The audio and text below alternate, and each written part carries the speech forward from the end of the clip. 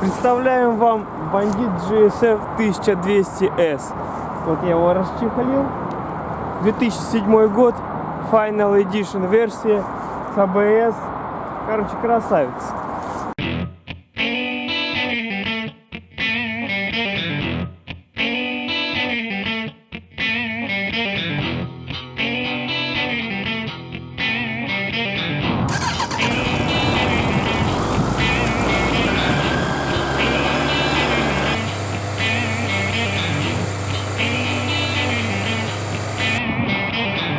Привет, я Алексей, это мой бандит, я уже его показал. Сейчас мы посмотрим, как он заводится.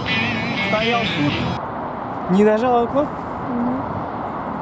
Привет всем, я Алексей, это мой бандит, я уже его показал. Но мы сейчас посмотрим, как он заводится. Стоял сутки, на улице холодно, в принципе, 5 градусов было ночью сегодня.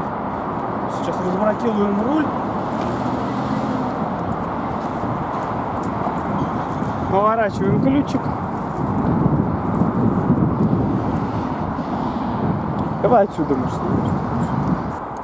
За лето я проехал 4165, но это не с самого начала начал отчет. Еще до этого 1000 накатал. В общем, за лето около 5000 проехал. Чувствую себя комфортно. Я чувствую себя на нем комфортно. Посмотрим, как он заводится сейчас. Немножко подсос. Желательно сильно его не на всю не делать, чтобы он более-менее адекватно завелся. Если на всю сделаешь, он может захлебнуться, конечно. Вот кнопочки просто без газа.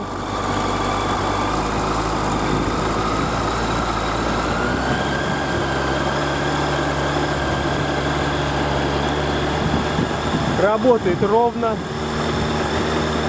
Сейчас прогреется, посмотрим, как он работает на холостых. Расскажу, как мне комфортно на нем ездить, с моим ростом, с моим весом, с моим опытом.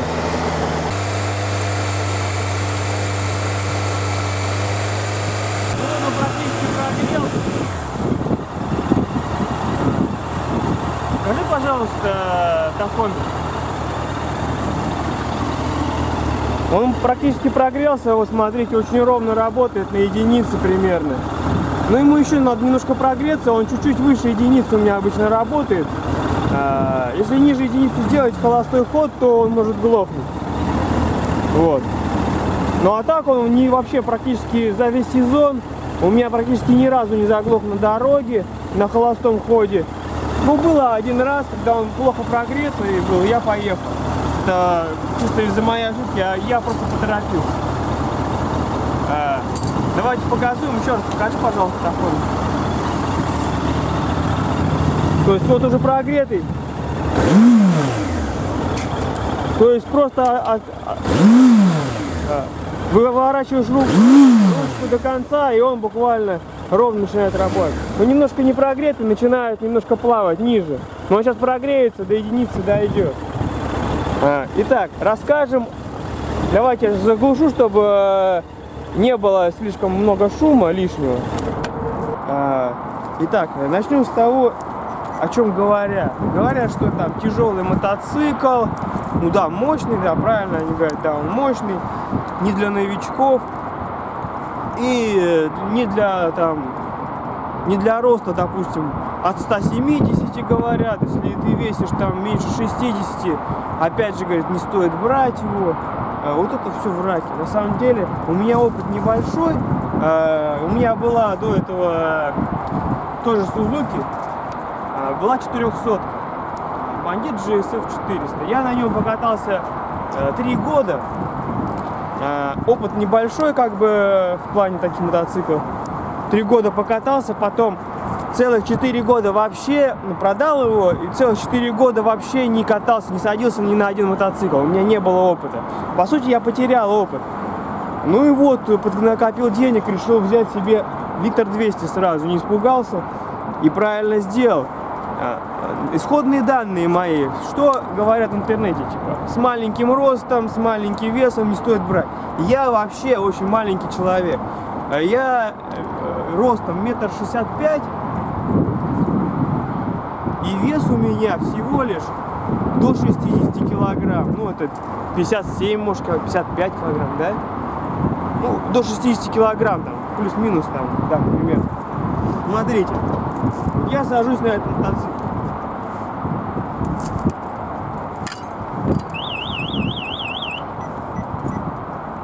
Я сажусь на этот мотоцикл. Что вы видите? Вы видите, он мне большой, он мне вообще как раз. То есть люди с маленьким ростом могут спокойно брать литр 200 себе. И не бояться, он вполне комфортный. И даже можно было даже повыше взять, ну немножко. Вот, я даже стою на ногах. Вполне. Да, он тяжелее, чем 400-очка, чем малолитражка. Но, опять же, после покатушек, в течение недели вы привыкаете к нему. Потом он для вас вообще не чувствуется. Он будет делать у вас как велосипед. Вы будете чувствовать, ощущать на нем себя, как на 400-ке, абсолютно. Даже комфортнее. Далее. Все боятся его мощности. Снимаем, да? Угу. Все боятся его мощности, что он слишком мощный. На самом деле этот мотоцикл достаточно дружелюбный. На низах он примерно от 1000 оборотов до 3 он вообще он мощный, да, в натяг идет, в принципе, хорошо, не это. От 3000 до 7000 оборотов у него, до 6 может быть, у него мощность, прирост идет мощности, дальше он не пинается, ничего, как бы он плавно нарастает, нарастающая мощность здесь, вот и все. Это не спортбайк, это не что-то такое, там, литр 200, это значит мощно, тяжело и опасно. Нет, нифига подобного. Вы просто садитесь, привыкаете к нему с любым опытом. Ну, конечно, не с нулевым, желательно, если у вас вообще нет опыта, ну, покататься немножко полегче мотоцикл взять, или какой-нибудь, там, не знаю, малокубатурный. Но на самом деле, и даже с минимальным опытом можно этот мотоцикл взять и комфортно на нем передвигаться. В плане карбюраторов говорят, что там они прихотливые. Вот я взял его, ну, конечно, он с Японии. Может быть, он еще был год поездил в России, у него были бы какие-то проблемы, или там 2 года, или 3. Он с Японии, получается, я первый хозяин. Но я не настраивал карбюраторы, я не настраивал клапана. Он заводится, работает ровно. Как бы меня вполне устраивает. В общем, я очень доволен, я целое лето катался на нем. Есть свои минусы. Минусы какие? Я заметил. Вот это стекло, оно очень плохо защищает от ветра. Стандартное стекло. Видите, я поставил ветровик. Когда ты едешь на нем со скоростью более 100 км в час, тебе начинает задувать прямо в шлем вот этот ветер. Когда ты наклоняешься, это уже более-менее, уже более комфортно ехать. Но когда я поставил ветровик, я уже не задумываюсь о том, что наклоняться мне или нет. Я еду, у меня поток воздуха отсекается этим ветровиком. Единственная проблема, идет вибрация небольшая. Когда больше 100 км в час, 120, если едешь, допустим, по кольцевой дороге, начинает небольшая вибрация идти. На большей скорости, я думаю, не стоит его использовать, потому что вибрация идет, мне некомфортно уже становится, и на зеркала отдается эта вибрация. То есть, по сути, ветровик начинает качать весь обтекатель, и вибрация на зеркала идет. Вот это. Ну, а больше 120 вы обычно и не ездите, и это опасно, это не стоит делать. Далее, что интересного я заметил. Какие недостатки? Недостатки еще есть задний тормоз, как все говорят, да, это правильно. Задний тормоз очень вялый. Но единственное, что в этом мотоцикле, это Final Edition версия, он с ABS-кой. Здесь посмотрите. Здесь у нас ABS-ка идет. Вот, ABS. И на заднем тормозе. И на заднем тормозе тоже есть ABS-ка. И вот этот момент спасает очень сильно при торможении задним тормозом. Очень часто я замечаю, когда эта АБС срабатывает, потому что пережимаешь тормоз, колесо идет вниз, АБС не дает этого сделать, соответственно, вот эта АБС очень помогает на мотоцикле, это очень большой плюс.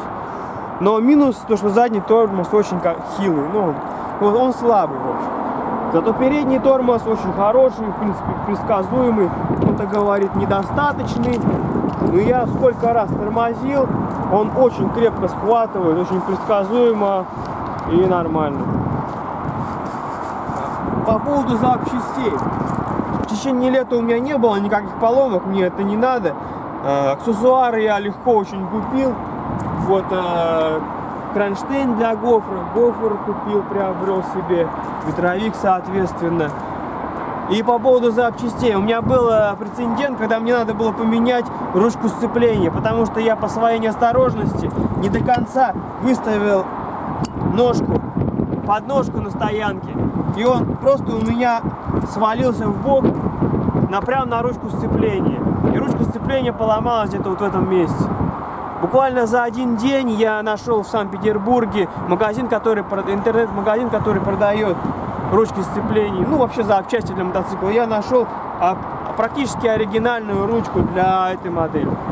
И на следующий день забрал и уже поставил. То есть проблем нет. Далее, что еще говорят? Шумный, да. Недостаток есть такой, шумный, мотоцикл шумный. Но это же не водянка, это воздушно-масляное охлаждение. 400-ка может быть менее шумная была, потому что там была водянка. Но это надо отдать должное, это воздушное охлаждение. Но на самом деле при стандартном глушитель достаточно хорошо съедает шум. Единственное, шум от двигателя идет. Он не напрягает, он не звенящий, он просто как турбина жужжит, и все. Как бы. Такого нет прям огромного шума, который доставляет дискомфорт. При прогреве, конечно, он больше шумит, но потом он достаточно ровно и тихо работает, никому не мешает. Далее, что хочу сказать. Одним из больших достоинств этого мотоцикла, я считаю, является его потребление топлива. Несмотря на то, что это карбюратор, карбюратор более-менее новый, так сказать. Японец, кстати, на нем наездил всего 26 тысяч километров, поэтому практически, новый мотоцикл, да? Бушный, но новый. Соответственно, его расход по городу состав, я посчитал, я статистику вел не просто так, знаете, вот проехал и измерил расстояние, потому что один раз пробка попалась, другой раз там ты быстро проехал, это неадекватно. Я замерил статистику за 3 месяца, сколько я километраж проехал и сколько я топлива залил. У меня получилось по Санкт-Петербургу, с учетом всех пробок, и это было утром пробка на работу, вечером пробка с работы, у меня получилось всего 7,5 литров на 100 километров. Это достаточно хороший показатель для такого объема и карбюратора. Очень большой плюс. 7,5 литров это достаточно экономично. Конечно, если отжигать еще больше, можно и больше сожрать. Но я, в принципе, не сказать бы, что я скромничал и ездил только на пониженных оборотах. Я ездил, в принципе, в среднем диапазоне оборотов и даже иногда давал ему большее количество оборотов. Соответственно, это очень большой плюс. Пауза. Что, прокатимся, ребят?